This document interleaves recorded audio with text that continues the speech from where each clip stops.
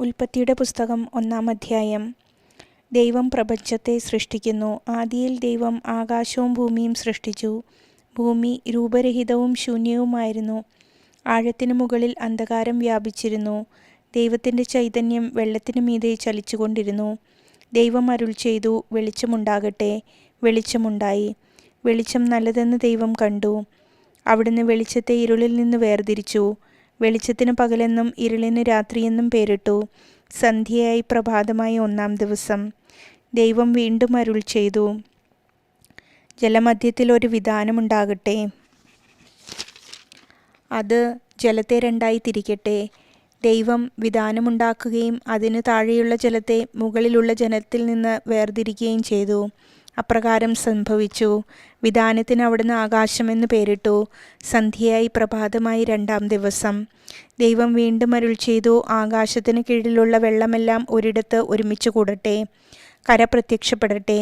അങ്ങനെ സംഭവിച്ചു. കരയ്ക്ക് ഭൂമിയെന്നും ഒരുമിച്ച് കൂടിയ ജലത്തിന് കടലെന്നും ദൈവം പേരിട്ടു. അത് നല്ലതാണെന്ന് അവിടുന്ന് കണ്ടു. ദൈവം അരുൾ ചെയ്തു, ഭൂമി എല്ലാത്തരം ഹരിത സസ്യങ്ങളും ധാന്യച്ചെടികളും വിത്തുൾക്കൊള്ളുന്ന ഫലങ്ങൾ കായ്ക്കുന്ന വൃക്ഷങ്ങളും മുളപ്പിക്കട്ടെ. അങ്ങനെ സംഭവിച്ചു. ഭൂമി എല്ലാത്തരം സസ്യങ്ങളും ധാന്യച്ചെടികളും വിത്തുള്ള ഫലങ്ങളോട് കൂടിയ വൃക്ഷങ്ങളും മുളപ്പിച്ചു. അവ നല്ലതെന്ന് ദൈവം കണ്ടു. സന്ധ്യയായി പ്രഭാതമായി 3-ാം ദിവസം. ദൈവം വീണ്ടും അരുൾ ചെയ്തു, രാവും പകലും വേർതിരിക്കാൻ ആകാശവിതാനത്തിൽ പ്രകാശങ്ങൾ ഉണ്ടാകട്ടെ. അവ ഋതുക്കളും ദിനങ്ങളും വർഷങ്ങളും കുറിക്കുന്ന അടയാളങ്ങളായി തീരട്ടെ. ഭൂമിയിൽ പ്രകാശം ചൊരിയാൻ വേണ്ടി അവ ആകാശവിതാനത്തിൽ ദീപങ്ങളായി നിൽക്കട്ടെ. അങ്ങനെ സംഭവിച്ചു. ദൈവം 2 മഹാദീപങ്ങൾ സൃഷ്ടിച്ചു. പകലിനെ നയിക്കാൻ വലുത്, രാത്രിയെ നയിക്കാൻ ചെറുത്. നക്ഷത്രങ്ങളെയും അവിടുന്ന് സൃഷ്ടിച്ചു. ഭൂമിയിൽ പ്രകാശം ചൊരിയാനും രാവിനെയും പകലിനെയും നിയന്ത്രിക്കാനും വെളിച്ചത്തെ ഇരുളിൽ നിന്ന് വേർതിരിക്കാനും ദൈവം അവയെ ആകാശവിതാനത്തിൽ സ്ഥാപിച്ചു. അത് നല്ലതെന്ന് ദൈവം കണ്ടു. സന്ധ്യയായി പ്രഭാതമായി 4-ാം ദിവസം. ദൈവം വീണ്ടും അരുൾ ചെയ്തു, വെള്ളം ജീവജാലങ്ങളെ പുറപ്പെടുവിക്കട്ടെ. പക്ഷികൾ ഭൂമിക്ക് മീതെ ആകാശവിതാനത്തിൽ പറക്കട്ടെ. അങ്ങനെ ദൈവം ഭീമാകാരങ്ങളായ ജലജന്തുക്കളെയും കടലിൽ പറ്റം ചേർന്ന് ചരിക്കുന്ന സകലവിധ ജീവികളെയും എല്ലാത്തരം പക്ഷികളെയും സൃഷ്ടിച്ചു. അവ നല്ലതെന്ന് അവിടുന്ന് കണ്ടു. ദൈവം അവയെ ഇങ്ങനെ അനുഗ്രഹിച്ചു, സമൃദ്ധമായി പെരുകി കടലിൽ നിറയുവിൻ. പക്ഷികൾ ഭൂമിയിൽ പെരുകട്ടെ. സന്ധ്യയായി പ്രഭാതമായി 5-ാം ദിവസം. ദൈവം വീണ്ടും അരുൾ ചെയ്തു, ഭൂമി എല്ലാത്തരം ജീവജാലങ്ങളെയും കന്നുകാലികൾ, ഇഴജന്തുക്കൾ, കാട്ടുമൃഗങ്ങൾ എന്നിവയെ പുറപ്പെടുവിക്കട്ടെ. അങ്ങനെ സംഭവിച്ചു. ദൈവം എല്ലാമിനം കാട്ടുമൃഗങ്ങളെയും കന്നുകാലികളെയും ഇഴജന്തുക്കളെയും സൃഷ്ടിച്ചു. അവ നല്ലതെന്ന് അവിടുന്ന് കണ്ടു. ദൈവം വീണ്ടും അരുൾ ചെയ്തു, നമുക്ക് നമ്മുടെ ഛായയിലും സാദൃശ്യത്തിലും മനുഷ്യനെ സൃഷ്ടിക്കാം.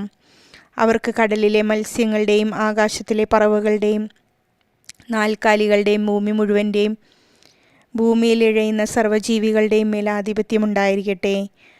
അങ്ങനെ ദൈവം തൻ്റെ ഛായയിൽ മനുഷ്യനെ സൃഷ്ടിച്ചു. ദൈവത്തിൻ്റെ ഛായയിൽ അവിടുന്ന് അവനെ സൃഷ്ടിച്ചു. സ്ത്രീയും പുരുഷനുമായി അവരെ സൃഷ്ടിച്ചു.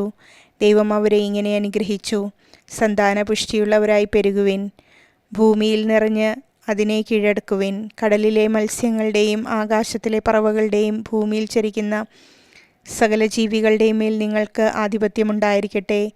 ദൈവം അരുൾ ചെയ്തു, ഭൂമുഖത്തുള്ള ധാന്യം വിളയുന്ന എല്ലാ ചെടികളും വിത്തുൾക്കൊള്ളുന്ന പഴങ്ങൾ കായ്ക്കുന്ന എല്ലാ വൃക്ഷങ്ങളും ഞാൻ നിങ്ങൾക്ക് ഭക്ഷണത്തിനായി തരുന്നു. ഭൂമിയിലെ മൃഗങ്ങൾക്കും ആകാശത്തിലെ എല്ലാ പറവകൾക്കും ഇഴജന്തുക്കൾക്കും ജീവശ്വാസമുള്ള സകലതിനും ആഹാരമായി ഹരിതസസ്യങ്ങൾ ഞാൻ നൽകിയിരിക്കുന്നു. അങ്ങനെ സംഭവിച്ചു. താൻ സൃഷ്ടിച്ചതെല്ലാം വളരെ നന്നായിരിക്കുന്നുവെന്ന് ദൈവം കണ്ടു. സന്ധ്യയായി പ്രഭാതമായി 6-ാം ദിവസം. ഉൽപ്പത്തിയുടെ പുസ്തകം 2-ാം അധ്യായം. അങ്ങനെ ആകാശവും ഭൂമിയും അവയിലുള്ള സമസ്തവും പൂർണ്ണമായി. ദൈവം തൻ്റെ ജോലി 7-ാം ദിവസം പൂർത്തിയാക്കി. താൻ തുടങ്ങിയ പ്രവൃത്തിയിൽ നിന്ന് വിരമിച്ച് 7-ാം ദിവസം അവിടുന്ന് വിശ്രമിച്ചു. സൃഷ്ടികർമ്മം പൂർത്തിയാക്കി തൻ്റെ പ്രവൃത്തികളിൽ നിന്ന് വിശ്രമിച്ച 7-ാം ദിവസത്തെ ദൈവം അനുഗ്രഹിച്ചു, വിശുദ്ധമാക്കി. ഇതാണ് ആകാശത്തിൻ്റെയും ഭൂമിയുടെയും ഉൽപ്പത്തി ചരിത്രം. ഏദൻ തോട്ടം. ദൈവമായ കർത്താവ് ആകാശവും ഭൂമിയും സൃഷ്ടിച്ച നാളിൽ ഭൂമിയിൽ പുല്ലോ ചെടിയോ മുളച്ചിരുന്നില്ല. കാരണം അവിടുന്ന് ഭൂമിയിൽ മഴ പെയ്ച്ചിരുന്നില്ല. കൃഷി ചെയ്യാൻ മനുഷ്യനുണ്ടായിരുന്നുമില്ല. എന്നാൽ ഭൂമിയിൽ നിന്ന് ഒരു മൂടൽമഞ്ഞുയർന്ന് ഭൂതലമെല്ലാം നനച്ചു. ദൈവമായ കർത്താവ് ഭൂമിയിലെ പൂഴി കൊണ്ട് മനുഷ്യനെ രൂപപ്പെടുത്തുകയും ജീവന്റെ ശ്വാസം അവൻ്റെ നാസാര ഗ്രന്ഥങ്ങളിലേക്ക് നിശ്വസിക്കുകയും ചെയ്തു. അങ്ങനെ മനുഷ്യൻ ജീവനുള്ളവനായി തീർന്നു. അവിടുന്ന് കിഴക്ക് ഏദനിൽ ഒരു തോട്ടമുണ്ടാക്കി താൻ രൂപം കൊടുത്ത മനുഷ്യനെ അവിടെ താമസിപ്പിച്ചു.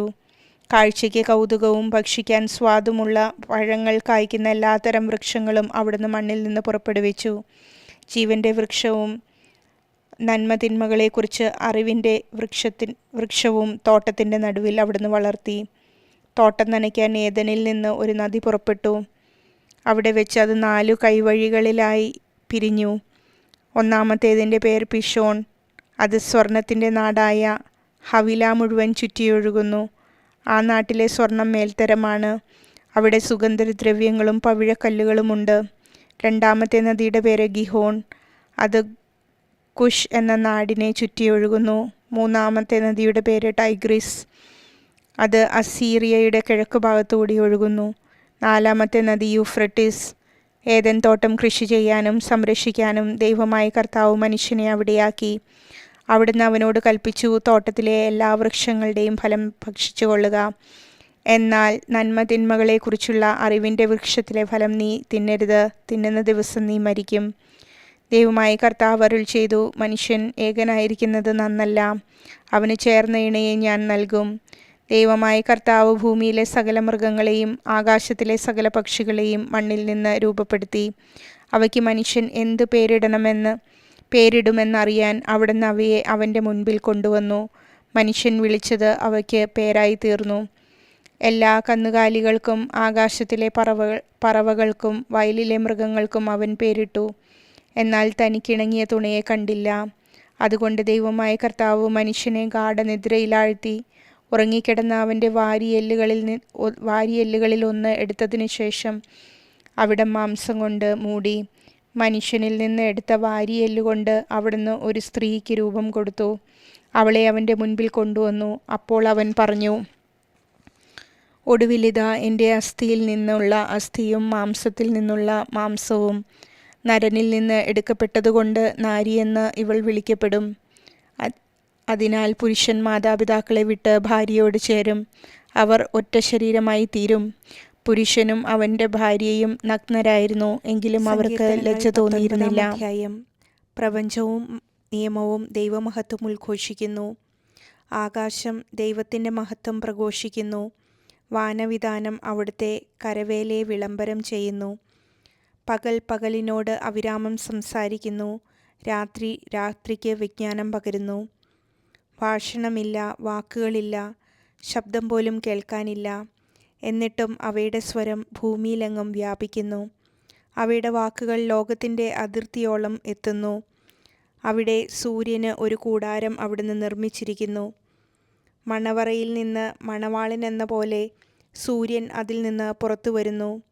മല്ലനെ പോലെ പ്രസന്നതയോടെ അവൻ ഓട്ടം ആരംഭിക്കുന്നു. ആകാശത്തിൻ്റെ ഒരറ്റത്ത് അവൻ ഉദിക്കുന്നു, മറ്റേ അറ്റത്ത് അവൻ്റെ അയനം പൂർത്തിയാക്കുന്നു. അവൻ്റെ ചൂടിൽ നിന്ന് ഒളിക്കാൻ ഒന്നിനും കഴിയുകയുമില്ല. കർത്താവിൻ്റെ നിയമം അവികലമാണ്. അത് ആത്മാവിന് പുതുജീവൻ പകരുന്നു. കർത്താവിൻ്റെ സാക്ഷ്യം വിശ്വാസ്യമാണ്. അത് വിനീതരെ വിജ്ഞാനികളാക്കുന്നു. കർത്താവിൻ്റെ കൽപ്പനകൾ നീതിയുക്തമാണ്. അവ ഹൃദയത്തെ സന്തോഷിപ്പിക്കുന്നു. കർത്താവിൻ്റെ പ്രമാണം വിശുദ്ധമാണ്. അത് കണ്ണുകളെ പ്രകാശിപ്പിക്കുന്നു. ദൈവഭക്തി നിർമ്മലമാണ്. അതെന്നേക്കും നിലനിൽക്കുന്നു. കർത്താവിൻ്റെ വിധികൾ സത്യമാണ്. അവ തികച്ചും നീതിപൂർണമാണ്. അവ പൊന്നിനെയും തങ്കത്തെയും കാൾ അഭികാമ്യമാണ്. അവ തേനിനെയും തേൻകട്ടയെയും കാൾ മധുരമാണ്. അവ തന്നെയാണ് ഈ ദാസനെ പ്രബോധിപ്പിക്കുന്നത്. അവ പാലിക്കുന്നവന് വലിയ സമ്മാനം ലഭിക്കും. എന്നാൽ സ്വന്തം തെറ്റുകൾ മനസ്സിലാക്കാൻ ആർക്ക് കഴിയും? അറിയാതെ പറ്റുന്ന വീഴ്ചകളിൽ നിന്ന് എന്നെ ശുദ്ധീകരിക്കണമേ. ബോധപൂർവം ചെയ്യുന്ന തെറ്റുകളിൽ നിന്ന് ഈ ദാസനെ കാത്തുകൊള്ളണമേ. അവ എന്നിൽ ആധിപത്യം ഉറപ്പിക്കാതിരിക്കട്ടെ. അപ്പോൾ ഞാൻ നിർമ്മലനായിരിക്കും. മഹാ അപരാധങ്ങളിൽ നിന്ന് ഞാൻ വിമുക്തനായിരിക്കും. എൻ്റെ അപേക്ഷയിലെയും വിമോചകനുമായ കർത്താവേ, എൻ്റെ അധരങ്ങളിലെ വാക്കുകളും ഹൃദയത്തിലെ വിചാരങ്ങളും അങ്ങയുടെ ദൃഷ്ടിയിൽ സ്വീകാര്യമായിരിക്കട്ടെ.